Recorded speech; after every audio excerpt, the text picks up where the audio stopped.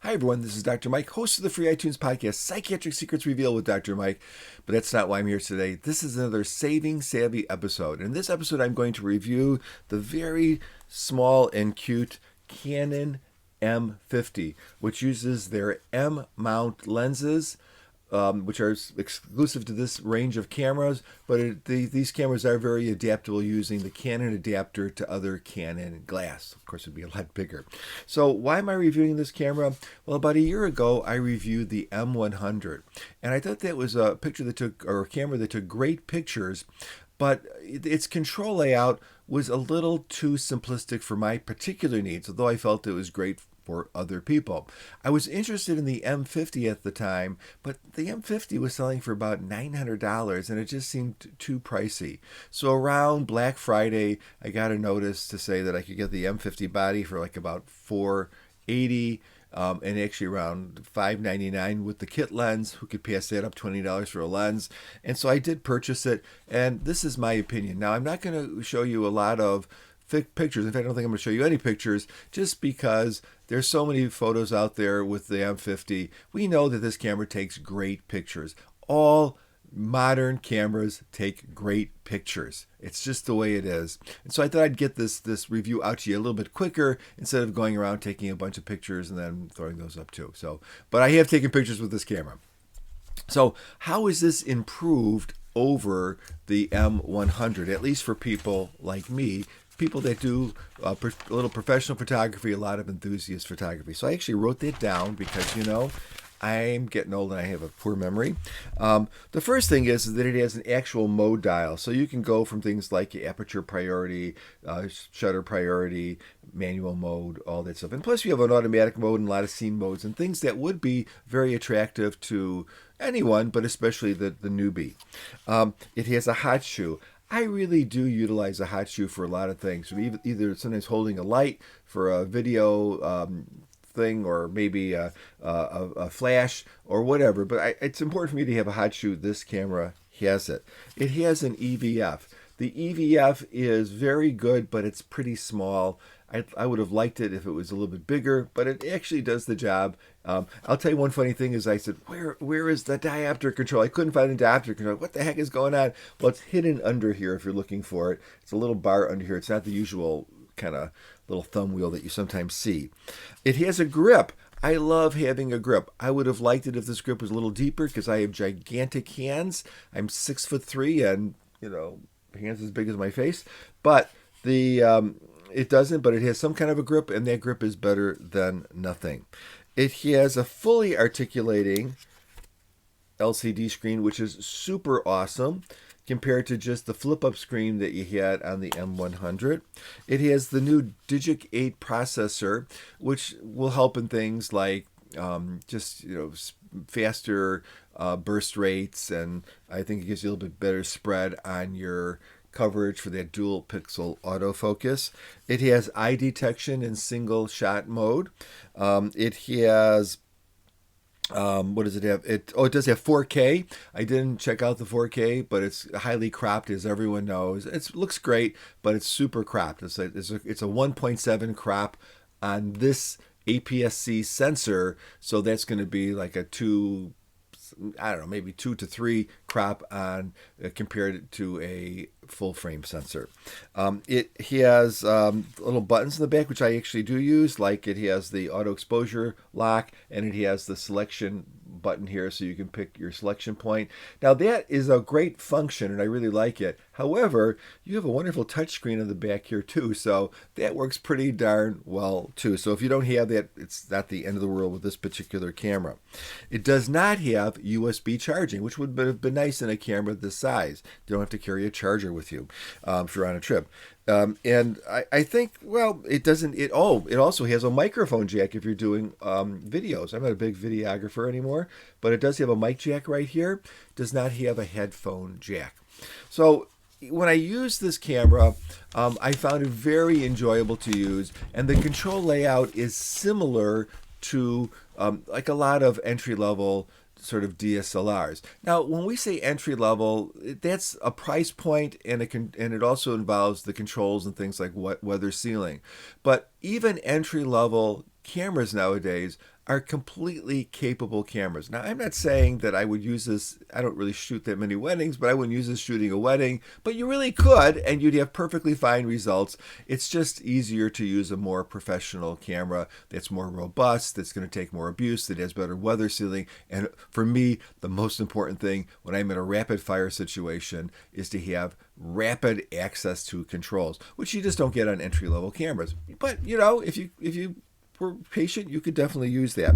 So what does this have? This has that 24 megapixel sensor that you see in a lot of Canon cameras. It's APS-C, so it's a very large sensor. Of course, not quite as big as a full frame sensor, but very large indeed. It has a more expanded coverage we talked about. It also has a lot of connectivity like Wi-Fi, Bluetooth, and near-field communications. Now, I tested this out with the app as far as now you have the ability, every time I take a picture, if I want to, I can send that picture directly to my smartphone.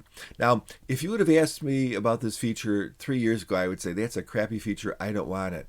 But something has happened in the last few years, and that is my smartphone has a lot more memory. So if I'm in a situation where I want to take some pictures at some place and instantly send them up to my phone so I can either modify them or send them up to Facebook or what other social media site I want to do, well, I can do that now instantly to my phone. Of course, delete the stuff that I don't want.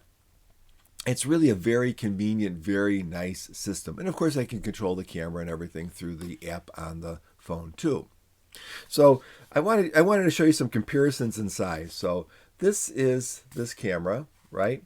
Now let's take a similarly endowed camera. Now this is a Nikon D3100. So this is their entry level, much older camera, but their entry level DSLR from Nikon. Now the newer Nikons are smaller. I don't have a newer Nikon, but this is just to give you a comparison. So if we look at these two cameras, you can see it's much smaller, but look at this. I mean, look at the difference. I mean, it's kind of amazing.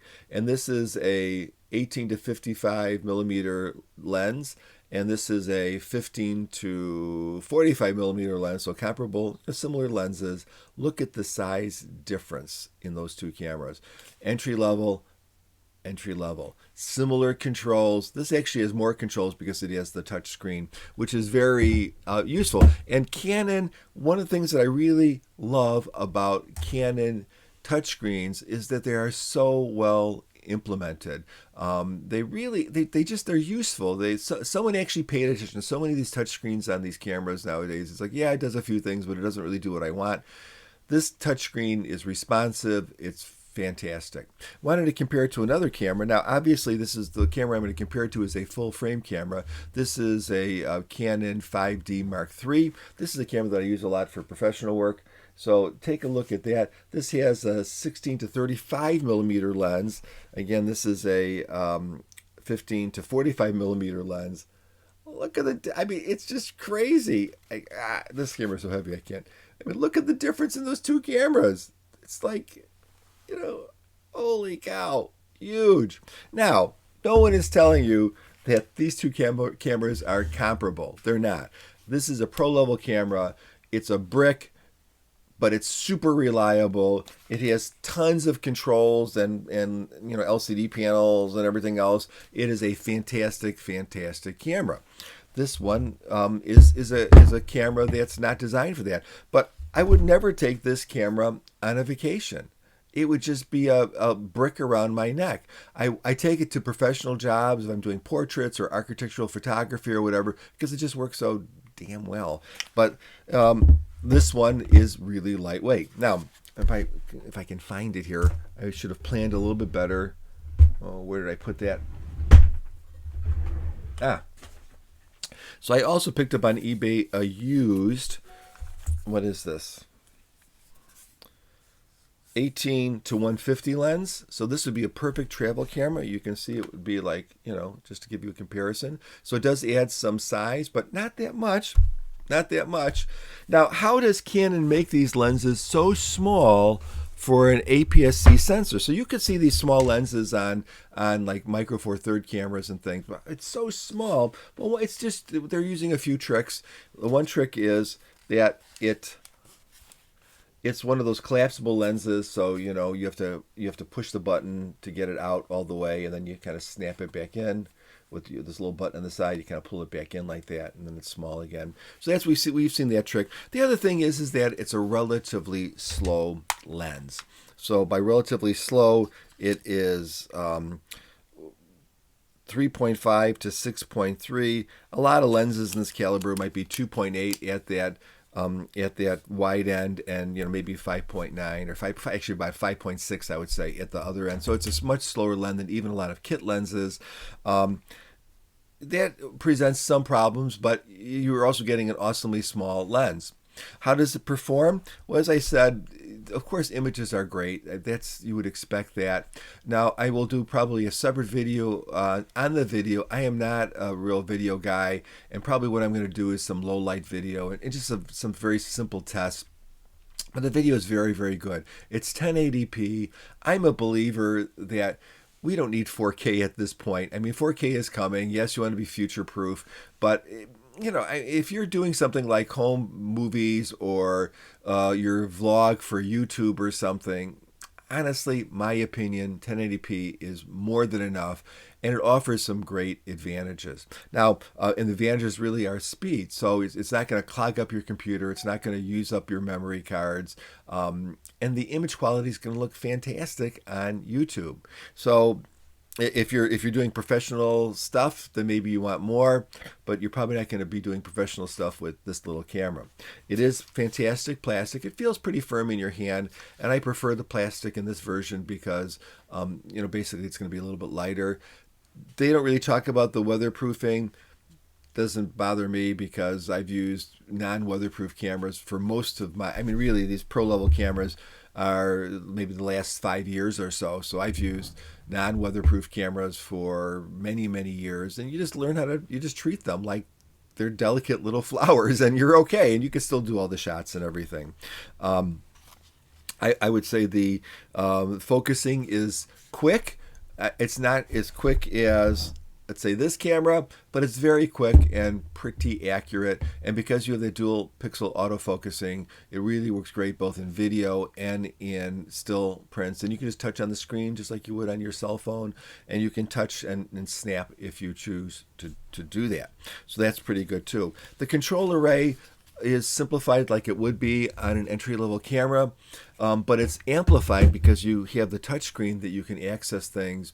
And I think for most of us, unless you're in a really high-pressured situation, like you're at a wedding or some sort of situation where you really have to be changing things super fast, works just fine. The M100 was not adequate for that because it was designed for a different user. This is just fine. It has everything that you possibly would want on it. And generally speaking, the fact that you can adapt those those Canon lenses to it is great. I probably won't do that very often because if I have to adapt the lens, I'll probably just use a better camera. What do I think about the ISO performance? Well, I'm a JPEG shooter. Please don't tell me shoot RAW. It's not like it's a miracle. You don't have to be a genius to shoot RAW. It's just a pain in the neck for me. I'm a person who actually believes that those folks that companies like Canon and Nikon hired to just do color science, they might know a little bit more than me, and so generally speaking, I'm very pleased with JPEG pictures, and it saves so much space, and they're so much quicker to edit for me that it's totally worth it. However, in this particular camera, when you get up to about ISO 6400, I found that the JPEG images could be both a little muddy and grainy, if it's possible, a combination of both.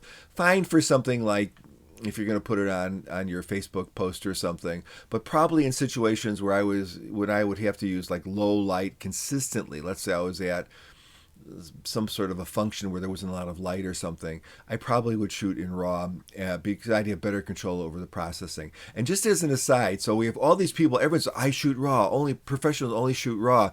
But then you have these same professionals coming out saying, well, I bought a Sony camera because I like their color science is better than, I bought a Canon camera because I like the color science is better than Sony or it's better than whatever. Well, that color science only applies to JPEG images, right? So they're really telling you, even though they're saying that they're shooting RAW, they're really telling you that a lot of times they're shooting JPEG. So Don't listen to all this garbage hype that's out there. It's just do what's right for you.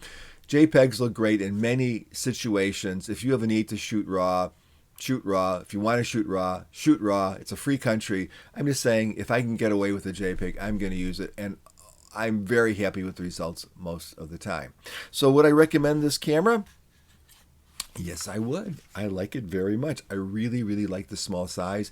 It's like a perfect travel camera. When I combine it with the, did I get rid of my lens already? When I combine it with that larger, kind of super zoomy kind of lens, I think it would be ideal.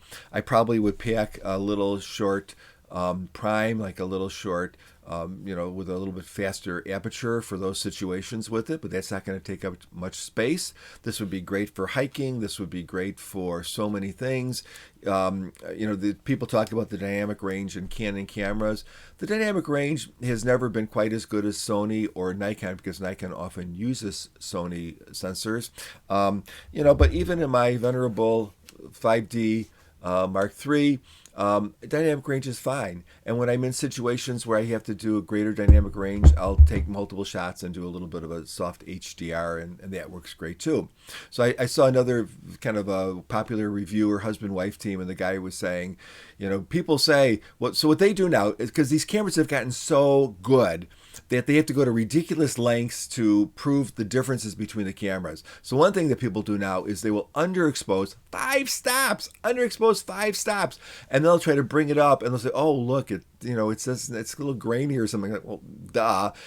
So this husband-wife team, the guy was saying the other day, and I respect them, so I'm not dissing them at all. They know, I'm sure, 10 times more about cameras than I do. But he was saying, well, if you're doing a landscape and you want the foreground, and you want everything to be this exposure, this way you can bring it all up to exposure. I'm thinking, well, sometimes it's nice to have one thing exposed correctly and one thing underexposed. That kind of gives you a certain dimension. I don't mind that look. And frankly, if I had to do that even with this camera, what I would do is I would take a couple of different exposures. It's a landscape, for God's sake.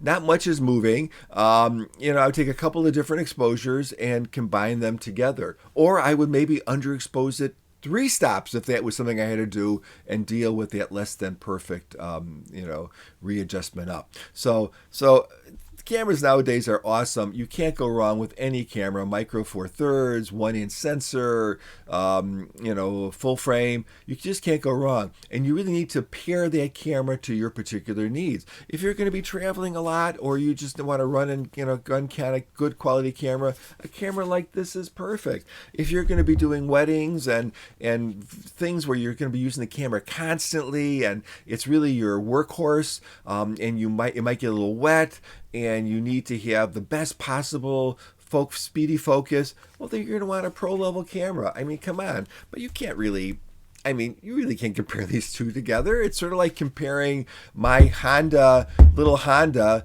compared to a Maserati.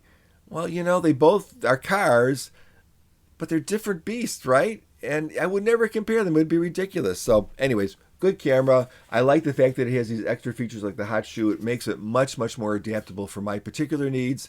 If you get some time, please see some of my other things that I create. One's called Psychiatric Secrets Revealed. It's a podcast on iTunes. The other thing that I do is a personal blog, drmikekuna.com, drmikekuna.com. It's just a personal journey that I'm taking, and I'm trying to expand my writing skills. I'm trying to be really honest in my writing.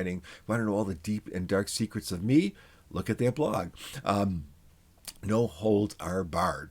And other things, if you really like this video, or if you even like it a little bit, I'd appreciate a thumbs up. That really helps me, and it makes me want to make more videos. If you like my channel, which is very diverse, I mean, I talk a lot about cameras, but I also talk about camping and cooking stuff, and anything that happens to interest me, please subscribe. So have a great day, everyone. It's cold in the upper Midwest. I think it's like, what is the temperature? I don't know, my watch on. Temperatures, I think, at 12 degrees this morning. So hope you're warmer wherever you are. Bye-bye.